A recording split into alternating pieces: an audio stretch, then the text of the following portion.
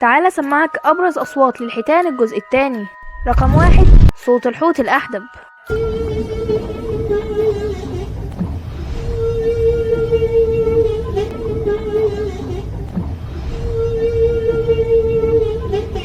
رقم 2، صوت الحوت الازرق وهو لسه مولود.